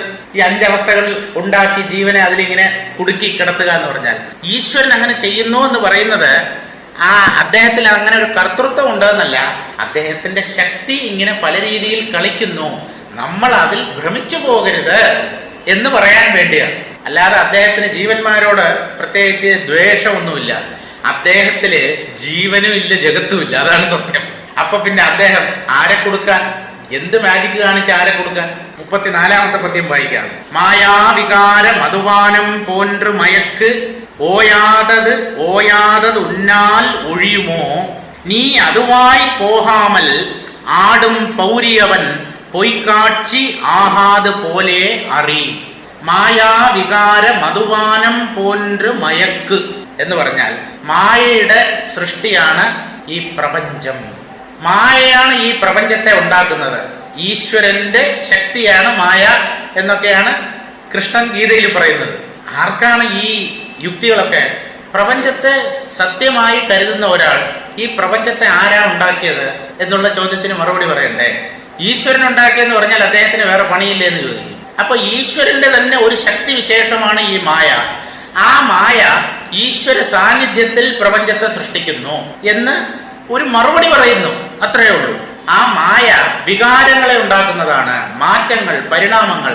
ഈ പ്രപഞ്ചത്തിൽ ഒന്നും മാറ്റമില്ലാതെ നിലനിൽക്കുന്നില്ല. എല്ലാം സദാ മാറിക്കൊണ്ടിരിക്കുന്നു. മായാവികാരം, ഈ മായയുടെ കളി, നാനാത്വ പ്രദർശനം. മധുപാനം എന്ന് പറഞ്ഞാൽ മദ്യപാനം. കള്ളു കുടിച്ചവൻ അല്ലെങ്കിൽ ലഹരി പദാർത്ഥം കഴിച്ചവൻ അതുപോലെ മയക്കുന്നതാണ്. മനുഷ്യ മനസ്സിനെ ഭ്രമിപ്പിക്കുന്നതാണ്, മോഹിപ്പിക്കുന്നതാണ് എന്ത്? ഈ മായാകാര്യങ്ങൾ. എന്താണ് മായാകാര്യങ്ങൾ? ഈ പ്രപഞ്ചത്തിൽ എന്തൊക്കെയുണ്ടോ അതെല്ലാം മായാകാര്യമാണ്. സൂര്യനും ചന്ദ്രനും ഉൾപ്പെടെ മായാകാര്യങ്ങളാണ്. അത് ജീവന്മാരെ ഭ്രമിപ്പിക്കുന്നു. എങ്ങനെയാണോ ഒരാൾ മദ്യപിച്ചാൽ അയാൾ ഇല്ലാത്ത പലതും കാണുകയും പിച്ചും പേയും ഒക്കെ പറയുകയും അർത്ഥരഹിതമായ എന്തെങ്കിലുമൊക്കെ പുലമ്പിക്കൊണ്ട് നടക്കുന്നത് പോലെ ഈ മായയിൽ മോഹിച്ചിരിക്കുന്നു ജീവന്മാർ. അവർ ഒരു തരത്തിലുള്ള നിദ്രയിലാണ്. നിദ്ര പോലുമല്ല, ഒരു അർദ്ധബോധാവസ്ഥയിലാണ്. നല്ല ഉറക്കമാണെങ്കിൽ മിണ്ടാതെ കിടക്കുമല്ലോ. ഇത് ഉറക്കവുമല്ല, ഉണർവുമല്ല, ഒരു ഹാലൂസിനേഷൻ. എന്തോ ഒരു മദ്യം കഴിച്ചിട്ടുള്ളവർക്ക് അതൊക്കെ മനസ്സിലാവും. ഇനിയിപ്പോൾ അത് മനസ്സിലാക്കാൻ വേണ്ടി കഴിക്കാനൊന്നും പോണ്ട കേട്ടോ. നമ്മൾ ഇപ്പൊ ഏതാണ്ട് മദ്യം സേവിച്ച പോലെയാണ്. പോன்று മയക്കും ഓയാത്, അത് നിന്റെ ശ്രമം കൊണ്ട് അടങ്ങിത്തരില്ല. ഈ മായയെ ജയിച്ചു കളയാം, എന്റെ പരിശ്രമം കൊണ്ട് ജയിച്ചു കളയാം എന്നൊരിക്കലും വിചാരിക്കണ്ട. ഇത് വേറെ ആരെങ്കിലും പറഞ്ഞിട്ടുണ്ടല്ലോ? പറഞ്ഞിട്ടുണ്ടോ എന്ന് ചോദിച്ചാൽ നമ്മുടെ കൃഷ്ണൻ പറഞ്ഞിട്ടുണ്ട്. ദൈവീ ഹേഷ ഗുണമയി മമമായ ദുരത്യയ മാമേവ യേ പ്രപദ്യന്തേ മായാമേതാം തരന്തി തേ. അർജുന, എന്റെ ഈശ്വരീയമായ ഒരു മായാശക്തിയുണ്ട്. അതാണ് പ്രപഞ്ച സൃഷ്ടിക്ക് കാരണം. അത് ഗുണമയിയാണ് എന്ന് പറഞ്ഞാൽ ത്രിഗുണാത്മികയാണ് ആ മായ. സത്വരജസ്തമോ ഗുണങ്ങളുടെ സംഘാതമാണ്. ഓരോ ഗുണത്തിനും അതിൻ്റെതായ സ്വാധീനമുണ്ട്. ദൈവീ ശേഷ ഗുണമയി മമ മായ എന്നാണ് കൃഷ്ണൻ പറയുന്നത്. എൻ്റെ മായ എന്ന് പറഞ്ഞാൽ അവിടെ ഈശ്വരന്റെ സ്ഥാനത്ത് നിന്നാണ് കൃഷ്ണൻ സംസാരിക്കുന്നത്. ഭഗവത്ഗീത സംസാരിക്കുന്ന ആ പറഞ്ഞു കൊടുക്കുന്ന കൃഷ്ണൻ ദേവകീ പുത്രനായ കൃഷ്ണനല്ല. വിശ്വരൂപം കാണിച്ചതിന് ശേഷം എൻ്റെ പഴയ രൂപത്തിൽ വന്നാൽ മതി എന്ന് പറയുമ്പോൾ ആ പഴയ രൂപത്തിൽ വരുന്നുണ്ടല്ലോ, ആ രൂപം മാത്രമേ ഉള്ളൂ കൃഷ്ണന്റെ. യഥാർത്ഥത്തിൽ ഈശ്വര ഭാവത്തിൽ നിന്നുകൊണ്ടാണ് കൃഷ്ണൻ പറയുന്നത്. അതുകൊണ്ടാണ് എൻ്റെ മായ എന്ന് പറയുന്നത്. മമ മായ, ഈ മായയുണ്ടല്ലോ അർജുന, ദുരത്യയ, കടക്കാൻ പ്രയാസമുള്ളതാണ്, തരണം ചെയ്യാൻ വലിയ ബുദ്ധിമുട്ടാണ്. അപ്പോ അത് ആ തരണം ചെയ്യൽ സാധ്യമല്ല എന്നാണോ അങ്ങ് പറയുന്നത്? അല്ല. മാമേവ യേ പ്രപദ്യന്തേ, എന്നെ തന്നെ ആര് ശരണം പ്രാപിക്കുന്നുവോ, മായാമേതാം തരന്തി തേ, അവർ എന്റെ ഈ മായയെ തരണം ചെയ്ത് എന്നിലെത്തുന്നു എന്നാണ്. മായയ്ക്ക് അതീതനാണ് മായാവി, പ്രപഞ്ചത്തിന് അതീതനാണ് പരബ്രഹ്മം. അപ്പോ ഈ പ്രപഞ്ചത്തിൽ ശ്രദ്ധ വയ്ക്കുകയും അതിൽ മോഹിക്കുകയും ചെയ്യുന്ന ഒരാൾ ഈ ബ്രഹ്മതത്വത്തെ എങ്ങനെ സാക്ഷാത്കരിക്കും? അതുകൊണ്ട് മായയെ കടക്കണമെങ്കിൽ മായാവിയെ ശരണം പ്രാപിച്ചുകൊള്ളൂ. പ്രപഞ്ചത്തെ കടക്കണമെങ്കിൽ, പ്രപഞ്ചത്തെ അതിജീവിക്കണമെങ്കിൽ, പ്രപഞ്ചത്തിനകത്ത് പെട്ട് നാം ഉഴലാതെ ഇരിക്കണമെങ്കിൽ പ്രപഞ്ചാതീതനായ സർവേശ്വരനെ ശരണം പ്രാപിച്ചോളൂ. അതേ ഉള്ളു മാർഗം. അത് തന്നെയാണ് ഇവിടെ. ജീവന്റെ പ്രയത്നം കൊണ്ടല്ല ഈ ആത്മസാക്ഷാത്കാരം സിദ്ധിക്കുന്നത് എന്ന് വെച്ച് പ്രയത്നിക്കേണ്ട എന്നല്ല. നമ്മുടെ ഭാഗത്തുനിന്നുള്ള പ്രയത്നം വേണം. പക്ഷെ ആ സത്യം തെളിയുന്നത് തികഞ്ഞ ഈശ്വരകാരുണ്യം കൊണ്ടാണ്. ഇത് നല്ലതുപോലെ മനസ്സിലാക്കണം. ഇതിന്റെ അർത്ഥം സാധന വേണ്ടെന്നോ ശ്രവണ മനനാദികളൊക്കെ അവസാനിപ്പിക്കണമെന്നോ അല്ല. അങ്ങനെ ഒരു കർമ്മത്തിന്റെയും പ്രോഡക്റ്റ് അല്ല ഈ ജ്ഞാനം. ആ ജ്ഞാനം, ആ സത്യസ്വരൂപൻ ഏതെങ്കിലും ജീവനിൽ ഇവൻ എന്നെ ദർശിക്കട്ടെ എന്ന് അനുഗ്രഹിക്കുമ്പോൾ ആ ജീവന് ആത്മദർശനം ഉണ്ടാവും. അതുവരെ തലകുത്തി മറിഞ്ഞാലും എന്തൊക്കെ സർക്കസ് കളിച്ചാലും ഏതെല്ലാം സത്സംഗത്തിൽ ചെന്നിരുന്നാലും ഇത് തെളിയാൻ പോണില്ല. നമ്മുടെ മനസ്സ് ആ സത്യത്തിന് വേണ്ടി ദാഹിക്കണം, വെമ്പൽ കൊള്ളണം. ശ്രീരാമകൃഷ്ണദേവൻ പറയുന്നതെന്നോ, വെള്ളത്തിനകത്ത് നമ്മുടെ തല ഒരാളെ മുക്കി പിടിച്ചിരിക്കുകയാണ്. നമ്മൾ ഒരിറ്റ് ശ്വാസത്തിന് വേണ്ടി എത്രമാത്രം പെടയുമോ അതുപോലെ ഈശ്വര ദർശനത്തിന് വേണ്ടി ഒരു പെടച്ചിൽ ഉള്ളിൽ ഉണ്ടാകുമെങ്കിൽ അപ്പ കിട്ടുന്നു. ഒരാഴ്ച കൊണ്ടോ ഒരു മാസം കൊണ്ടോ കിട്ടുമെന്നല്ല. വെള്ളത്തിൽ നിന്ന് കരയിലേക്ക് പിടിച്ചിട്ട ഒരു മീനിനെ പോലെ തുടിക്കണം, പെടയ്ക്കണം. എന്താണ്? തീവ്രമോക്ഷേച്ഛ. തീവ്രമോക്ഷത്വം എന്ന് പറയുന്നില്ലേ? മന്ദമധ്യമാധികാരികൾ പതുക്കെ നേടൂ ഇതിനെ. അവർ സൈഡ് ബിസിനസ് ആക്കി വെച്ചിരിക്കുകയാണ്. എനിക്ക് ഇതിനേക്കാളും പ്രാധാന്യമുള്ള വേറെ കാര്യങ്ങളുണ്ട്, അത് കഴിഞ്ഞിട്ടാവാ ഇത്. അപ്പോ ഭഗവാനും വിചാരിക്കും, ആ പതുക്കെ ആവട്ടെ, നിനക്ക് തിരക്കില്ലെങ്കിൽ എനിക്ക് തിരക്കില്ലെന്ന്. എനിക്ക് ഒരു ധൃതിയുമില്ല. നീ ഒരു 10-15 പ്രാവശ്യം ഒരു 5 ജന്മം പാറ്റയും 10 ജന്മം പല്ലിയും പിന്നെ ഒരു 25 ജന്മം കടുവായോ കാട്ടുപോത്തോ ഒക്കെ ആയിട്ട് പതുക്കെ നീ എൻ്റെ അടുത്ത് വന്നാ മതി എന്ന് അദ്ദേഹവും വിചാരിക്കും. നമുക്ക് തിടുക്കമുണ്ടെങ്കിൽ നമ്മേക്കാൾ തിടുക്കം ഈശ്വരനുണ്ട്. നമുക്ക് തിടുക്കമില്ലെങ്കിൽ ഈശ്വരന് ഒട്ടുമേയില്ല. കാരണം ഈ ജീവന്റെ ആഗ്രഹം സാധിച്ചു കൊടുക്കുക എന്നുള്ള ഒരൊറ്റ ഉത്തരവാദിത്വം മാത്രമേ ജഗതീശ്വരനുള്ളൂ. ഈ ജീവൻ എന്താഗ്രഹിക്കണം എന്ന് ജീവനാണ് തീരുമാനിക്കുന്നത്. അവൻ അല്പത്തെയാണ് ആഗ്രഹിക്കുന്നതെങ്കിൽ അല്പം അവന് കിട്ടിക്കൊണ്ടേയിരിക്കും, കിട്ടിക്കൊണ്ടിരിക്കുന്നുണ്ട്. മഹത്തായതിനെ ലക്ഷ്യം വെച്ച് മുന്നേറുന്നില്ല മനുഷ്യൻ. അവിടെയാണ് കുഴപ്പം. അതിനെ ആരും സാക്ഷാത്കരിക്കണം എന്ന് തീവ്രമായി ആഗ്രഹിക്കുന്നില്ല. ഉള്ളുകൊണ്ട് അതിനെ ജീവിത ലക്ഷ്യമാക്കി ആരും സ്വീകരിക്കുന്നില്ല. അതുകൊണ്ട് അതിനെ നേടുന്നവരുടെ എണ്ണം വളരെ ചുരുക്കമാണ്. പരിമിതമായ ആളുകൾ മാത്രമേ അതിനെ സാക്ഷാത്കരിക്കുന്നുള്ളൂ. എന്തുകൊണ്ട്? അവർ മാത്രമാണ് അതിനെ ലക്ഷ്യമായി സ്വീകരിച്ചത്. മറ്റുള്ളവരുടെ ലക്ഷ്യം പലതാണ്. അതൊക്കെ ഈ ലോകത്തിനകത്തുപെടുന്നതാണ്. സ്വർഗാദി ലോകഭോഗങ്ങൾ പോലും, യാഗയജ്ഞാദികളൊക്കെ എന്തിനാ ചെയ്യുന്നത്? മരിച്ചതിന് ശേഷം അവിടെ പോയി സുഖിക്കണം എന്ന്. ശരി, മരിച്ചു കഴിഞ്ഞാൽ എവിടെ പോവും? മരിച്ചു കഴിഞ്ഞാൽ നിങ്ങൾ എവിടെ പോകും എന്നൊന്നും ചോദിക്കരുത്. മരിച്ച് ഈ ഇപ്പോഴുള്ള ലോകം ഉണ്ടല്ലോ, ഇതെവിടെയാ? അത് ഈ ഭൂമിയിൽ. ഭൂമിയോ? അനന്തമായ ആകാശത്തിൽ. അങ്ങനെ അനന്തമായ ഒരു ആകാശത്തില് നിങ്ങളുടെ മനസ്സ് സ്വർഗത്തെ ഉണ്ടാക്കി നിങ്ങളെ അതിൽ പ്രതിഷ്ഠിക്കും. എന്തുകൊണ്ട്? നിങ്ങൾ ആ യാഗയജ്ഞാദികളൊക്കെ ചെയ്യുമ്പോൾ ആഹുതിയൊക്കെ കൊടുത്തില്ലേ? അപ്പോഴൊക്കെ ഉള്ളിൽ ജ്വലിച്ചു നിന്ന ആഗ്രഹം, മരണശേഷം എനിക്ക് സ്വർഗത്തെത്തണം എന്നുള്ള ആഗ്രഹമാണ്.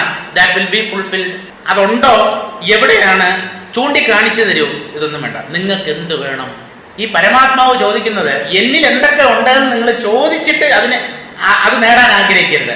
നിങ്ങൾക്ക് എന്ത് വേണമെന്ന് പറയൂ, ഞാൻ ആ രൂപത്തിൽ പ്രത്യക്ഷപ്പെടാൻ പോകും. എന്ത് വേണമെന്ന് പറയൂ. നിങ്ങൾക്ക് എന്നെയാണോ വേണ്ടത്? അതും തരാൻ ഞാൻ തയ്യാറ്. ഇനി എന്റെ മായയിൽ ഉണ്ടാകുന്ന വസ്തുക്കളോ മറ്റുമാണോ നിങ്ങൾക്ക് ലക്ഷ്യം? അതും തരാം.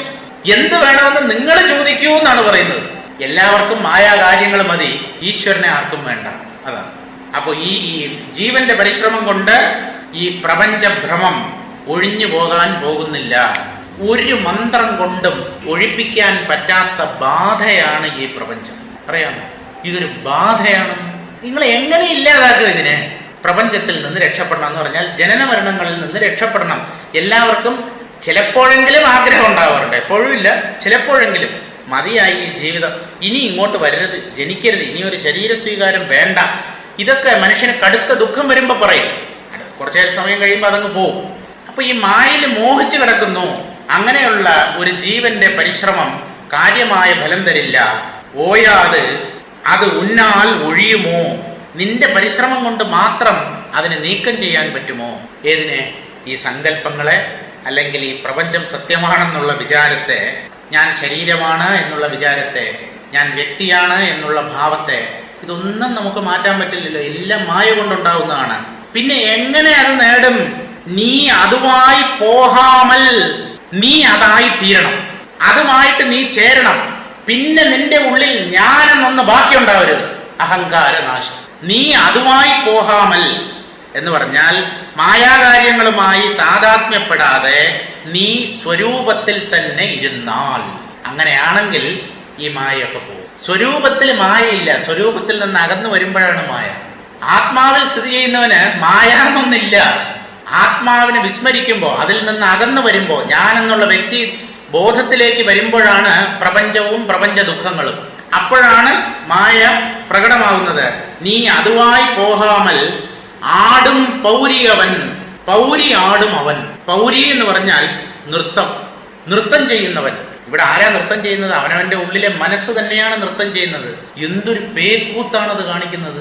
ഒരു സെക്കൻഡ് അടങ്ങിയിരിക്കില്ല.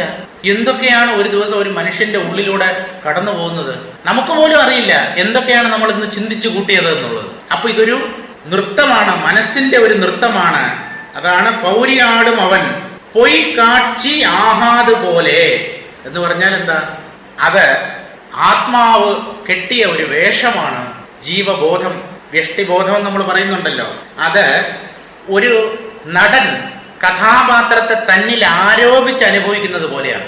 ഞാനൊരു വേഷം കെട്ടുന്നു, രാജാവിന്റെ പാർട്ട്, രാജാവായിട്ട് ഞാൻ വേഷം കെട്ടുന്നു. ഞാൻ എത്ര നന്നായി വേഷം കെട്ടിയാലും, തകർത്തഭിനയിച്ചാലും, രാജാവിനെ പോലെ ഗാംഭീര്യ സ്വരത്തിൽ സംസാരിച്ചാലും ഞാൻ രാജാവാവില്ല. ഞാൻ തന്നെയാണ്. അല്ലേ? അങ്ങനെയല്ലേ? താതാത്മ്യത്തോടു കൂടി അഭിനയിക്കാം, ആൾക്കാരുടെ കയ്യടിയും വാങ്ങിക്കാം, പക്ഷേ ഞാനല്ലാതാവുന്നില്ല. അതുപോലെ ഈ ആത്മാവ് ജീവവേഷം കെട്ടി എന്തൊക്കെ സുഖദുഃഖങ്ങൾ എത്ര പ്രാവശ്യം ഇവിടെ ജനിച്ചു മരിച്ചാലും ആ ആത്മത്വം അതിന് നഷ്ടമാവുന്നില്ല. അത് ആത്മാവായി തന്നെ ഇരിക്കുന്നു എന്നാണ്. പൊയ്ക്കാഴ്ചി ആഹാത്.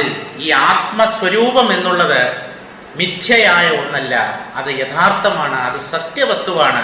ഈ ജീവൻ എന്തൊക്കെ തലകുത്തി മറിഞ്ഞാലും, കുട്ടിക്കരണ അടിച്ചാലും, ആ ജീവന് യഥാർത്ഥത്തിൽ ഒരു ജീവത്വം സംഭവിച്ചിട്ടില്ല. അത് ആത്മാവ് തന്നെയാണ്. കഥാപാത്രത്തെ നടൻ തന്നിൽ ആരോപിക്കുന്നത് പോലെ ജീവത്വത്തെ ഈശ്വരൻ അല്ലെങ്കിൽ ബ്രഹ്മം തന്നിൽ ആരോപിച്ചിരിക്കുന്നു എന്ന് അറി എന്ന് പറഞ്ഞാൽ അറിയൂ, മനസ്സിലാക്കൂ. ഈ അവസ്ഥകളെല്ലാം ഇന്ദ്രിയങ്ങളുടെ ചേഷ്ടയാണല്ലോ. ഇന്ദ്രിയങ്ങളോ മായാകാര്യങ്ങളാണ് താനും. മദ്യപാനം ചെയ്യുന്നവൻ ലഹരിയാൽ മേൽക്കുമേൽ മയങ്ങുന്നത് പോലെ നീ ഈ ഇന്ദ്രിയ ചേഷ്ടകളിൽ അനുനിമിഷം ആഴമായി മയങ്ങിപ്പോവുകയാണ് ചെയ്യുന്നത്. ആ കുടുക്കിൽ നിന്ന് മാറി നിൽക്കുവാനും സാധ്യമല്ല. പിന്നെ എങ്ങനെ നിനക്ക് അതിൽ നിന്ന് രക്ഷ നേടുവാൻ കഴിയും എന്നതും പറയാം. ഒരു നാടകത്തിൽ വേഷധാരിയായ നടൻ ആടുന്ന നേരത്ത് അവൻ സ്വന്തം നില മറക്കാതിരിക്കുന്നത് പോലെ ഈ പ്രപഞ്ചരംഗത്തിൽ ജീവനായി ഭോഗങ്ങൾ അനുഭവിക്കുമ്പോഴും നിന്റെ നിജസ്ഥിതിയെ മറന്നുകളയാതെ എപ്പോഴും സത്യാവസ്ഥയെ ഓർമ്മിച്ചിരുന്നാൽ മതി. അപ്രകാരമായാൽ നിന്നെ ആ മായ വലയ്ക്കുവാനും കഷ്ടത അനുഭവിച്ച് നീ കുഴങ്ങുവാനും ഇടയില്ലെന്ന് ധരിച്ചുകൊള്ളുക. നമുക്ക് ഇന്നത്തേക്ക് നിർത്താം. 2 കാര്യം പറയാനുണ്ട്. അടുത്ത ബുധനും വ്യാഴവും നമ്മുടെ ഇവിടെ ക്ലാസ് ഇല്ല. ഭാഗവതം പത്മനാഭസ്വാമി ക്ഷേത്രത്തിൽ പറയണമെന്ന് പറഞ്ഞിരിക്കുന്നുണ്ട്. വരുന്ന ബുധനും വ്യാഴവും ഇല്ല. പിന്നെയുള്ള ഒരു അറിയിപ്പ്, ഇവിടെ സ്വാമിജി വന്നിരുന്നല്ലോ, പരമാനന്ദ ഭാരതി. അപ്പം അദ്ദേഹത്തിൻ്റെ കൂടെ സാധ്വി ഉമാദേവി അവരുടെ വീട്ടിൽ വരുന്ന ഞായറാഴ്ച, അതായത് 30-ാം തീയതി രാവിലെ 9:30 അന്ന് ശങ്കര ജയന്തിയാണ്. ആ ശങ്കര ജയന്തി പ്രമാണിച്ച് ചെറിയൊരു പൂജ, 108 ശങ്കരാചാര്യ നാമങ്ങൾ പറഞ്ഞ് ഒരു അർച്ചന 1.5 മണിക്കൂറാവും, അത്രയൊക്കെ ആവത്തുള്ളൂ. അത് അറേഞ്ച് ചെയ്തിട്ടുണ്ട്. സ്ഥലം പറയാം. ജഗതി പാലം കഴിഞ്ഞ ഉടനെ, കരമന ഭാഗത്തു നിന്ന് വഴുതിക്കാട് പോകുമ്പോൾ ജഗതി പാലം കഴിഞ്ഞ ഉടനെ ഇടതുവശത്തുള്ള ഒരു ഫ്ലാറ്റാണ് ഈ നികുഞ്ചം നെസ്റ്റ് എന്നാണ് അതിൻ്റെ പേര്. അതിൽ 2A 2 ക്യാപിറ്റൽ അതാണ് അവരുടെ ഡോർ നമ്പർ എന്ന് തോന്നുന്നു. അതിൽ ഇവിടെയുള്ളവരൊക്കെ പങ്കെടുക്കണമെന്നാണ് മാതാജിയുടെ ആഗ്രഹം. ആ പൂജയ്ക്ക് ശേഷം അവരെന്തോ ഒരു ഭോജനം എന്തോ തയ്യാറാക്കിയിട്ടുണ്ട്. 10-35 പേർക്ക് കരുതിയിട്ടുണ്ട്. സാധിക്കുന്നവരൊക്കെ അതിൽ പങ്കെടുക്കുക.